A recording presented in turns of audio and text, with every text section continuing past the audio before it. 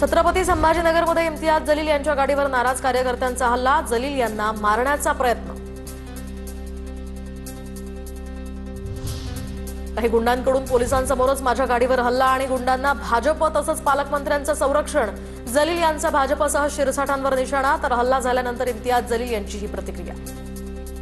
तिथे काही गुंड लोक आले आणि त्यांनी आमच्या गाडीवर आमच्या लोकांवर हल्ला चढवलेला आहे।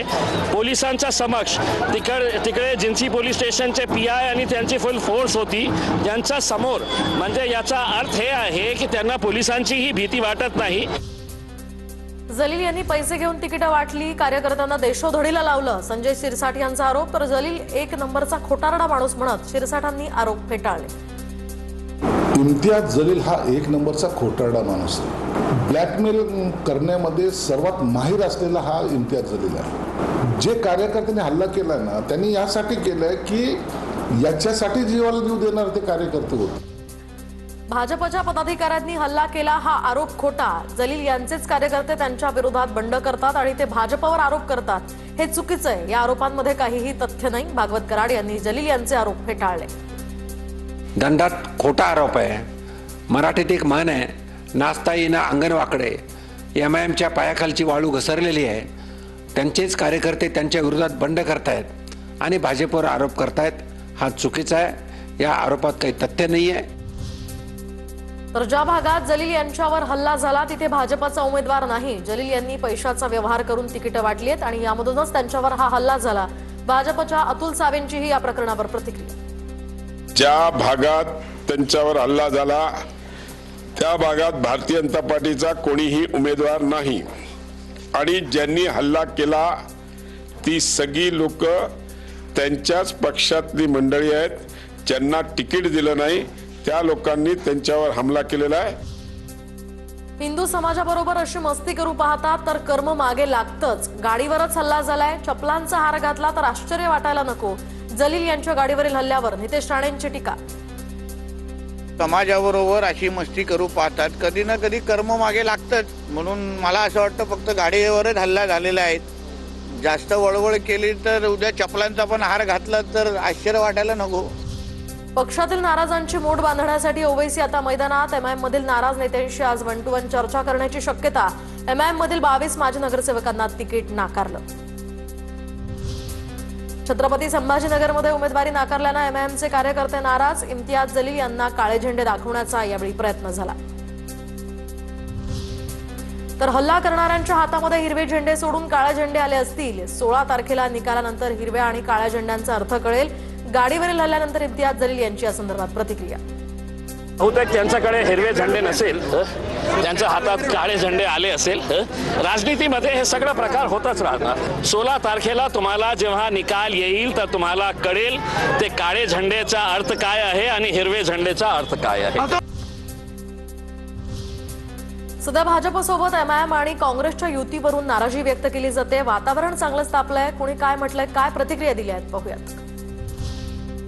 अकोटमध्ये भाजप एमआयएम तर अंबरनाथमध्ये भाजप काँग्रेसची युती। मात्र काँग्रेस आणि एमआयएम सोबत युती खपवून घेणार नाही, नेत्यांवर कारवाई करणार, फडणवीस संतापले। सूत्रांची माहिती। अकोट अंबरनाथमधील युतीचा प्रश्न हा भाजपचा, याचं उत्तर भाजप नेत्यांना विचारा। आमचा काँग्रेसला विरोध होता आणि राहील।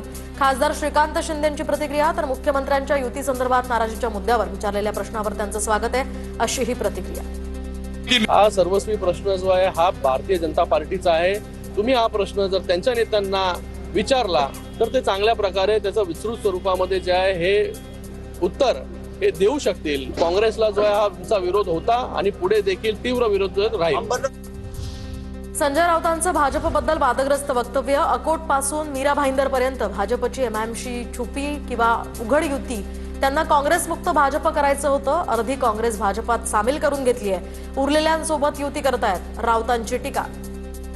भाजपला कोणीही चालतो, भाजप कामाठीपुऱ्यामध्ये उभी आहे धंदा करायला। कोणी या बरं का, जो पेजेला देईल त्याच्या शेजेला जायला भाजपा तयार आहे। संजय राऊतांच्या भाजपवरील टीकेला भाजपच्या नवनाथ बन यांचं प्रत्युत्तर। तर ते तिकडे जात असतील म्हणून पोटातलं ओठावर आलं असेल, बन यांचा राऊतांना टोला।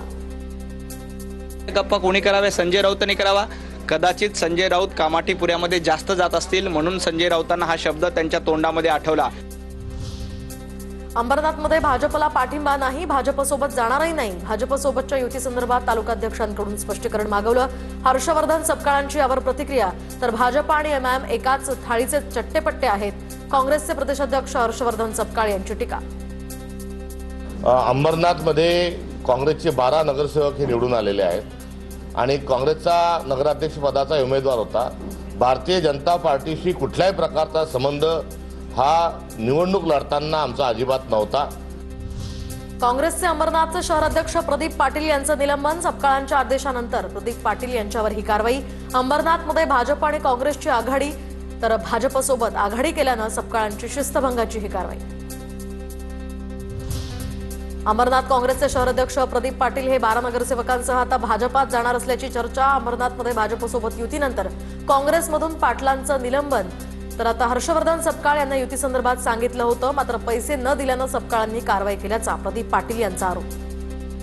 त्यांनी पण आमच्याकडे 1 कोटीची मागणी केली होती ब्लॉक अध्यक्ष, आणि तो पद आम्ही दिल्लीवरून मिळवला होता राहुलजींच्याने. आणि या प्रदेशाध्यक्षांनी आमच्याकडे 1 कोटीची मागणी केली होती. प्रांत अध्यक्ष हर्षवर्धन सपकाळ हे पैसे नकार दिला म्हणून यांनी ही कारवाई केलेली आहे का? आताही सकाळपासून आमच्याकडे हीच मागणी होती आणि हा माझा सरळ आरोप आहे. आज जर आमच्या कारवाई केली आहे तर मग याला उत्तर आमचं असेल का आम्ही फडणवीस साहेबांना आणि कतोरे साहेबांनी रवींद्र चव्हाण यांना पाठिंबा देणार आणि आम्ही भाजपामध्ये विलीन होणार. अंबरनाथमध्ये काँग्रेससोबत युती नाही. भाजपचे प्रदेश सचिव गुलाबराव करंजुले यांची TV9 मराठीला प्रतिक्रिया. अजित पवारांसोबत युती होती, काँग्रेसनं प्रवेश केला. गुलाबराव करंजुले यांचं स्पष्टीकरण. अकोटमध्ये भाजपसोबतच्या आघाडीतनं बाहेर पडण्याचे आदेश दिले आहेत. भाजप आणि एमआयएमच्या युतीच्या मुद्द्यावर इम्तियाज जलील यांची प्रतिक्रिया. तर भाजप ज्या गटात त्यांच्यासोबत जाणार नाही, एमआयएमचे नगरसेवक पक्ष सोडून जाणार नाहीत असंही केलं स्पष्ट. ची सगळी राजनीती जी आहे ती आमची भारतीय जनता पार्टीच्या विरोधात हे राजनीती आहे आणि आम्ही त्याच्याशी कुठल्याही प्रकारचं तडजोड करणार नाही आहे. महाराष्ट्रामध्ये कुठेही कोणतीही आघाडी तयार होऊ द्या, आम्ही भाजप सोबत जाणार नाही.